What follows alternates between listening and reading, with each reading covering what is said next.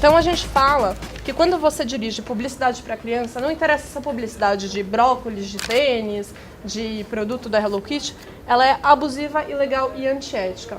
Por quê? Eu estou me aproveitando de uma coisa que eu sei, de uma deficiência que eu sei que essa pessoa tem. Então, e a gente fala que é ilegal porque, segundo a nossa lei, isso não deveria ser feito. Por quê? Nossa Constituição Federal diz que a criança deveria ser tratada pela família, pela sociedade, pelo Estado, ou seja, por todos nós com absoluta prioridade. Então, todo projeto de lei que eu tenho, todos os projetos públicos que eu tenho que considerar ou se é benéfico ou se não é prejudicial à criança. Em segundo lugar, eu tenho o Estatuto da Criança e do Adolescente, que é uma lei nacional que fala especificamente sobre a infância, que reforça que a criança deve ser tratada com absoluta prioridade em respeito à vida, à sua integridade física, à sua integridade psíquica, à sua integridade moral. E a gente tem também o Código de Defesa do Consumidor, que vai tratar principalmente da venda de produtos e serviços e de publicidade, e que vai falar que para você fazer uma propaganda, ela não pode ser abusiva. E quando ela é abusiva, quer dizer que ela está ou a pessoa não consegue... Claro, né? Então, o Código de Defesa do Consumidor, ele coloca, é publicidade abusiva quando eu transmito uma mensagem para alguém e a pessoa não consegue reconhecer na hora que aquilo é uma publicidade. Bom, criança só consegue a partir dos 12 anos. E quando chega nos 12 anos já não é criança, é adolescente. Então, se eu estou transmitindo para a criança, na verdade, eu estou falando que ela não vai conseguir compreender plenamente ou não vai conseguir criticar. E, além disso, o Código do Consumidor coloca que eu não posso me aproveitar de alguém por causa da sua capacidade física, por causa de alguma deficiência intelectual que ela tenha. E a gente sabe que a criança, pela experiência de vida dela, ela não tem as condições de um adulto de compreender da mesma forma. Então, a gente fala que a publicidade para a criança, não importa do que seja, ela vai ser abusiva e vai ser ilegal. Pode passar. E o que a gente faz em relação a isso? Bom, a lei está assim, por que não é cumprida? Bom, apesar da lei dizer essas coisas, a gente ainda falta uma lei que diga é proibida a publicidade para criança. Simplesmente por não ter isso expresso, algumas empresas ainda se aproveitam e conseguem arranjar brechas. Então, eu faço publicidade para as crianças porque não é proibido, porque não tem nenhum lugar dizendo. A gente acha que é, as empresas dizem que não, e a gente não tem nenhuma lei ainda que coloque expressamente desse jeito. Então, o que a gente acontece? A gente tem um embate no jurídico. O jurídico, ele faz o quê? Eu trabalho no jurídico. Bom, o jurídico acha que é ilegal e as empresas não cumprem. Então, a gente vai denunciar todas as publicidades para a criança que tem. Então, a gente recebe publicidades abusivas, que pode ser você, seu pai ou mesmo a gente da equipe que viu. E daí a gente vai escrever uma carta para as empresas dizendo que elas não deveriam estar fazendo isso, que essa publicidade é ruim por causa disso, disso, disso.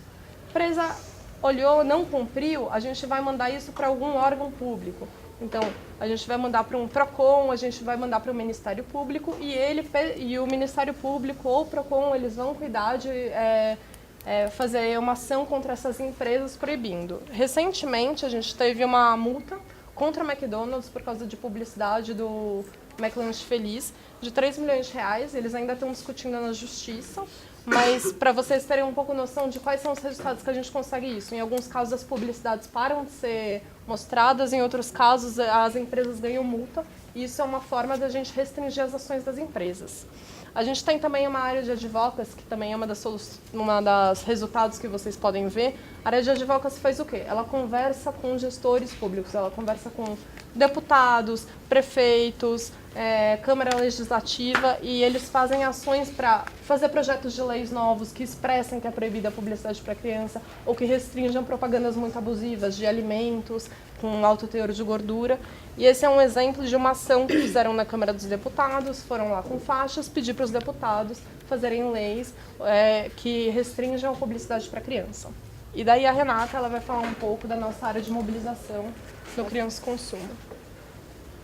Eu trabalho na área de mobilização, que é uma área meio guarda-chuva, assim, do Alana, que está em todos os projetos, mas mais eficazmente, assim, falando no Criança e Consumo.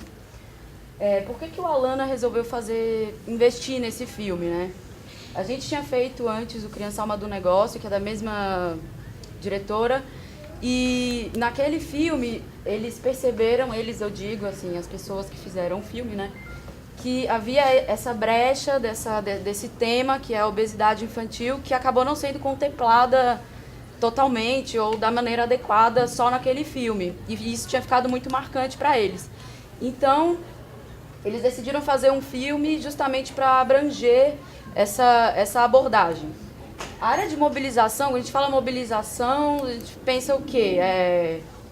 Mobilizar, tirar do lugar, pôr em movimento, mas assim, você pôr em movimento para nada também é uma coisa de nada, né? Você vai ficar lá girando.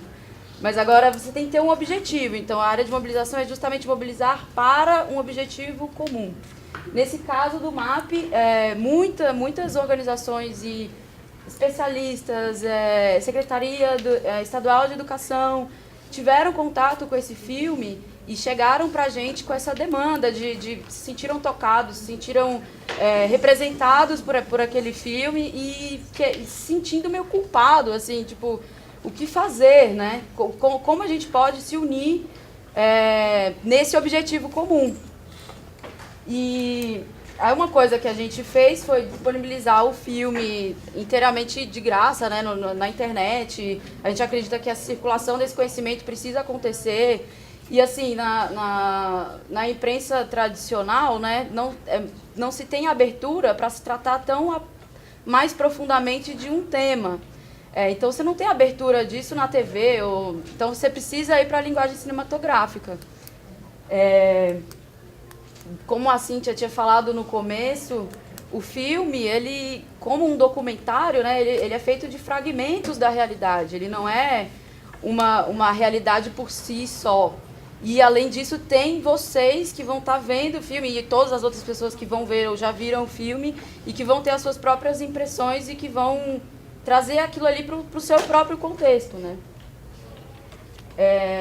Então, assim, o filme, ele não tem o intuito de trazer soluções, ele tem o intuito de trazer essa provocação mesmo, assim, é muito inquietante a coisa.